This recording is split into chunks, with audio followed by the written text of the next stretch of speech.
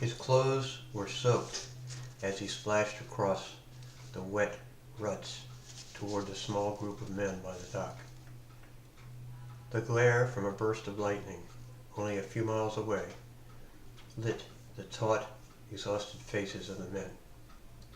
"Hank," shouted Sammy, chief of the River Sunday Volunteer Fire Department, his face wrinkled from years of working in the hot Maryland sun, his fire coat glistening from the rain.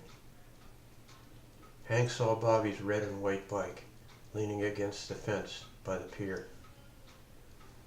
As if he were comforting Bobby, Hank stopped, and while the others waited, gently took a nearby tarpaulin to place over the wet metal frame of the bike.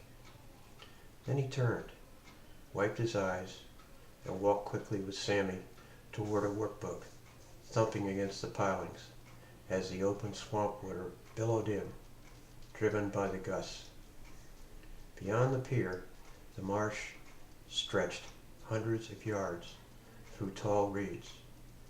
Swamp grass, higher than a man, circled treacherous, tiny, floating islands of mud. The swamp covered a vast area, over 100 square miles of wetland reaching to the Chesapeake Bay.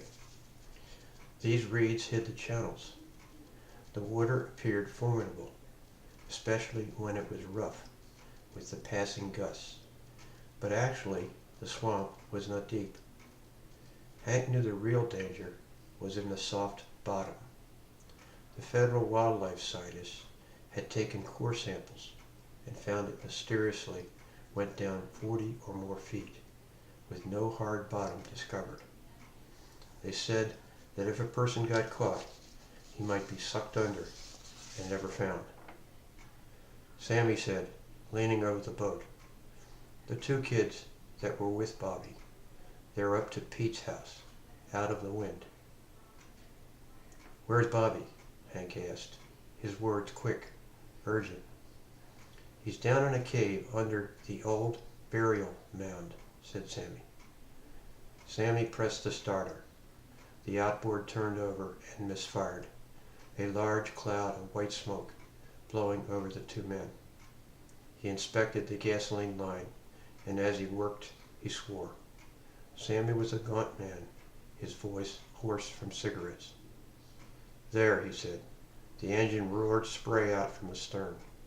Sammy edged over the noise of the engine. "I left a message for your ex-wife, too."